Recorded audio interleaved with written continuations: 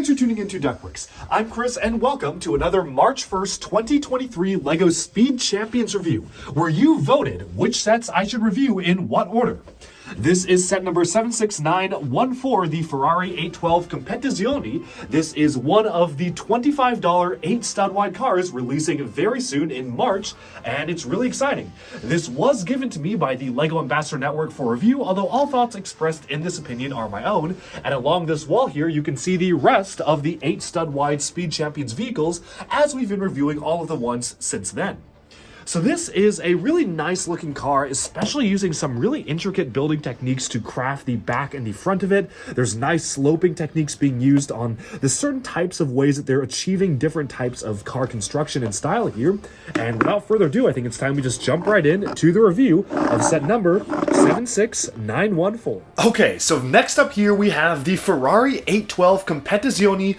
One thing I do want to get out of the way first is that folks who saw the poll results and who voted on the poll may be wondering, where is the review of the 2-pack McLaren set? Well, unfortunately, LEGO has informed me that for that set and that set only, the embargo date for posting reviews has been changed to much later, so I'm sorry, that one's gonna have to be last. I didn't really have any control in the matter. Not sure why just that set has been, I guess, delayed in terms of people like me being allowed to post our reviews of it, but now we have moved on to the third choice of the poll, which still had an 18% success rate in terms of people who wanted to see it reviewed first, so here we have it, the Ferrari 812 Competizione. We will start off, as usual, with all these Speed Champions reviews by taking a look at a series of brand new parts introduced for the line itself, although for this one there were a few less new parts included, and this was probably the most standard Speed Champions building experience, especially compared to, say, stuff like the 2020 cars that came out for the 8 stud-wide stuff, compared to everything else in terms of the March 1st wave. Let's go. I went very in-depth into what I thought about the brand new pieces and the special new recolors in my previous reviews of the Speed Champions cars, most notably in the review of the Pagani Utopia. I spent a long time talking about each of the new pieces, so I won't spend too much time right now because you can just go check out that review if you want to hear it, but in essence I feel like the new studs on the side curve piece is so useful. Interesting how LEGO is expanding the library of rounded tiles and plates. These used to be only 1x2s, but now we have 1x3s and 1x4s. The new slope piece is not super useful to me, but it exists, it's nice, and it's nice to get recolors of the half hemisphere piece in trans clear as well as the Aston Martin headlight piece as well. Of course, these are not all of the new pieces and recolors, just the ones that I found interesting for building, and we'll be talking about some of the other new pieces and recolors later on in this review. With that out of the way, let's get into this build. This set retails for $25 US, which is a price increase compared to the $20 that Speed Champions vehicles that were 8 stud wide previously retailed at, and it comes with one minifigure. The minifigure has the option to put on hair, but you basically have to have him wear the helmet to fit in the cockpit. Kinda looks like Jang right there. Moving on for the rest of the build, this is probably, again, one of the most simpler shapings of a Speed Champions vehicle that we've gotten out of this entire wave. Sure, it is still really cool, but a lot of the shaping is fairly basic compared to the crazy types of builds that we were getting in the other sets. Now, before we get into things, I do want to talk a little bit about price. I spent several minutes at the end of my review of the Pagani Utopia, which is in our LEGO Speed Champions playlist, you can link that in the description below, talking about the price and how I felt about the price increase. So if you want to hear my full thoughts on how the price of these changed from $20 to $25, go listen to the end of that review, and basically all the thoughts I shared there are basically going to be the same across every single vehicle. The long and short of it is that, yeah, I feel like it's pretty expensive, overpriced to an extent. I definitely feel that these should be closer to $20, and I wish that LEGO compromised and made them even just $22. That would have been really nice, because, yeah, there's a lot of development effort that goes into this. More than the standard LEGO set. They have to make new molds, they have to consult with licensees, and have to figure out exactly how to craft these new vehicles out of smaller scale LEGO bricks. But does it justify $25? I don't think so. That's just how I feel though, and you can hear a lot more about my thoughts in that review. With that out of the way though, let's jump into the build itself. So the build for this vehicle is, despite the shaping of the vehicle itself being fairly standard, there's surprisingly quite a lot going on here. First of all, the front hood is fully sloped, which may not be obvious from just looking at it, but yeah, this entire thing is on a slope, which is really cool. And I think my favorite part of this is the way that you have this triangular black stripe that's going through the entire front of the vehicle. It is pretty much just built with the triangle tiles, so you've got like a triangle tile here, triangular tile here, and then stickers. So you just have a red and black sticker here, but that actually works pretty well. And as long as you line up the stickers just right on the corners, then you really won't have any gaps, and it just looks very seamless in terms of having a stripe.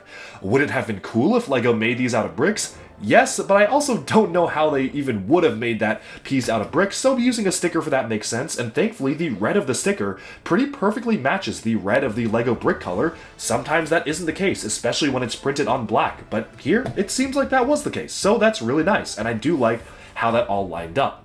Now, not everything is done with stickers. The front headlights are done with prints, as they have been done with prints for a lot of the other Speed Champion sets.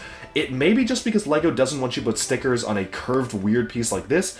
I feel like they've had you put stickers on this piece before, though. Could be wrong, but maybe that's why. But no stickers for the headlights. Every other decal, though, is pretty much stickers. You even have a decal here to have the curved black piece being used here. So again, another kind of black to red color transition in sticker form. Sticker, sticker, sticker, sticker, sticker, sticker on the back here. Sticker, sticker, sticker, sticker, sticker, sticker, and yeah, I mean, you get the point. Sticker. What's cool though is that these are not stickers. Back here are printed for some reason. I don't really know why, but yeah. These 1x1 red bricks are printed in the black and metallic gunmetal color on the back of the car there for the, I guess, exhausts, but then the side is a sticker, so I don't really know. I guess they just had extra budget. And of course, the headlights here with the black dot in the center of the transparent red tile are prints, which is really nice because I would not have wanted to put a small little black circle print or sticker on these particular pieces. Now, moving on to the shaping of the car itself, I do think that despite the shaping being fairly standard for a vehicle, I think it's done really well. I like the way the front car hood is shaped. If you look at it on the side, you can clearly see that this is curved downwards, really does have that realistic car looking feel, and while the doors do not open, like most Speed Champions vehicles, they are pretty much just fixed, I do like the shaping in terms of crafting the way the doors look. This is just using the existing Speed Champions windscreen piece. A couple of new ones were created for this line, but this is just using an existing one. And inside you have some nice prints of the Ferrari logo on the car seats themselves, which I really do like, as well as a little bit of a sticker for the control kind of panel right there. So you've got your controls there, which is really nice, and then just the standard steering wheel, which I appreciate hasn't really changed since it first was introduced. Moving on to the back of the vehicle, I think one of my favorite parts, and honestly one of the more frustrating parts to put on, was this right here, because as you can see, this entire piece is at a very weird angle to allow you to have just this little corner sticking out, but unfortunately that meant you had to put stickers on the inside of 90-degree curved pieces or 90-degree angled pieces. That was kind of hard to get lined up. It was really hard, especially if you wanted the black border to be sitting right here. Took a few tries to get it on, but you know, I think the final result was worth it. And easily my favorite building technique of the set is here, where if you really look at it, you've got studs on these side pieces being mounted at a very specific angle. And unlike other vehicles in the lineup, like the Pagani Utopia, where things that were mounted at an angle had a little bit of wiggle to them, this is fully fixed. Like, you cannot wiggle this around at all, which I really appreciate because that means that the shaping and curvature of the back of the car is fully fixed, which is really nice. Now, all of these are done with the studs upside down technique, which is really impressive. I mean, some crazy building techniques going on here to accomplish, again, the shaping of the vehicle is not anything super crazy. At the end of the day, it's kind of rectangular. It's a little boxy, but the way they achieved it is so accurate to the vehicle itself, and I love the way that they were able to mount these upside down to have the, again, transition between the red and the black here. One very interesting feature is that I opened up the box, and two stud shooters came out, and I was like, huh, did I get the wrong set? But no, they're using stud shooters, the newer kind of stud shooter, with the trigger built in. I found it odd how they also included the trigger piece to just act as exhaust on the back here. Now, yeah, just I think the shaping is good. It does look good to me. I just found it funny how they had, like, when they had the stud shooters in the manual, they had the don't shoot yourself in the eye picture. I was like, yeah, but you didn't give us any ammo. But, I mean, I guess you could use these as ammo. But, yeah, found it kind of funny how they just literally integrated these stud shooter pieces there. But hey, it's a good detail piece, and I really like it because it shows that LEGO is willing to go out of the box and really use all the pieces at their disposal to give us some excellent car shaping. Overall, this is a really nice vehicle. It wasn't the most exciting to me when I first saw images. I like it when LEGO Speed Champions kind of goes crazy with car designs and gives us something completely unique and new.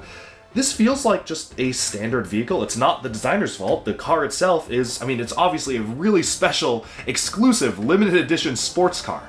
But compared to some crazy stuff, like compared to the actual race cars like this, which is personally a lot more interesting to me, or even some of the other supercars with crazy shaping like this one, I feel like this is much more of a standard offering for a vehicle, and there's nothing wrong with that. People like to have standard, more normal looking vehicles, and this definitely fits the bill.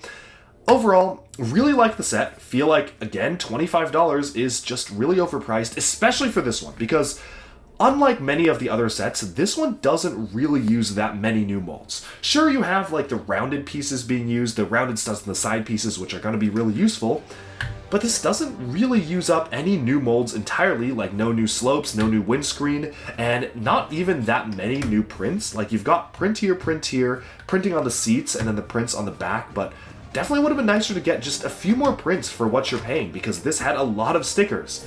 But overall, I think it's a good set, and it's a really, really good build. Just $25. Especially, I'm feeling it especially for this vehicle. Alright, and with that, we have summed up our review of set number 76914. This is the Ferrari 812 Competizione. Let me know down in the comments below, what do you think of this model? And I'm really curious how you think it stacks up to the other Ferrari vehicles that we've gotten from the 8-stud wide Speed Champions lineup before, particularly this one, which was one of the first ones that we ever got. Really cool seeing them compared next to each other and seeing the difference in LEGO building techniques over just a few years. Overall, Speed Champions is one of the best LEGO lines in my opinion, featuring excellent immaculate detail and really cool building techniques. I had a blast reviewing this, and do let me know in the comments when you're planning on getting this, if so, and what is your favorite March 2023 Speed Champion set. Thanks so much for tuning into Duckbricks. Be sure to like and subscribe for even more LEGO news, reviews, discussion, and analyses coming your way very soon. Thanks so much, and bye for now.